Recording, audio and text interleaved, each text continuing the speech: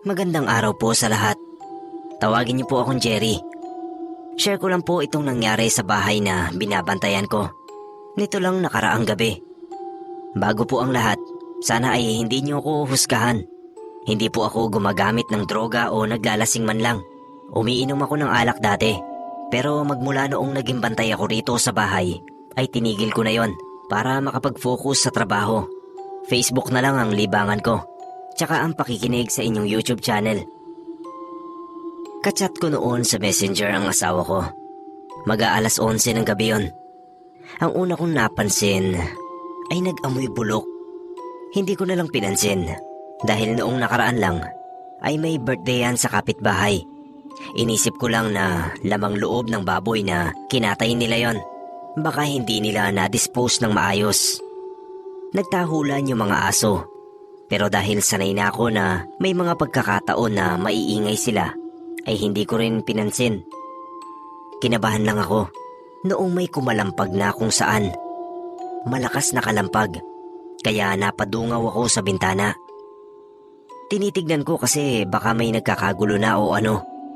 Sinilip ko rin yung mga aso, kaso hindi ko makita kasi nasa loob ng bakuran ng mga bahay nila.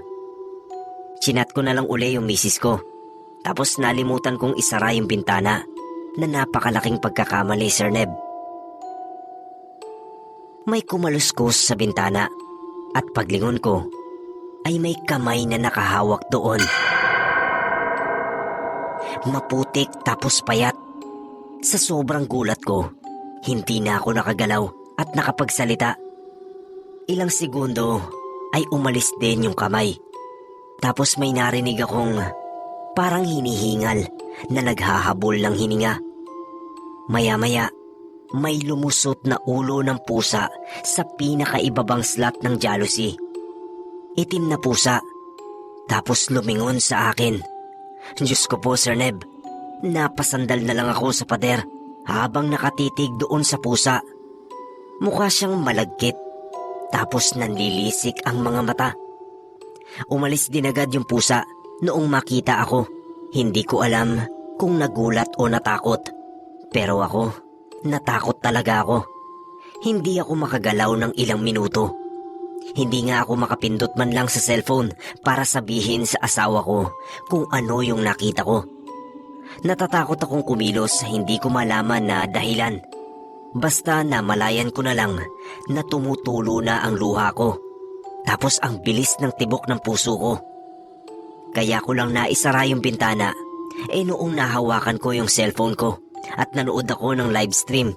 Noong narinig ko nang may nagsasalita at may background song na masaya, ay tsaka ako nagmamadaling sinara yung bintana at kurtina.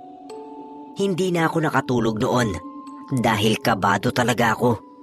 Siguradong sigurado ako, Sir Neb, na yung may-ari ng kamay na payat ay yun ding pusang itim.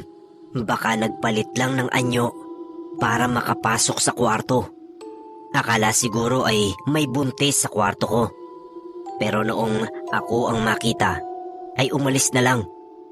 Sa dami ko nang napakinggan na horror sa channel nyo, akala ko ay wala na akong takot.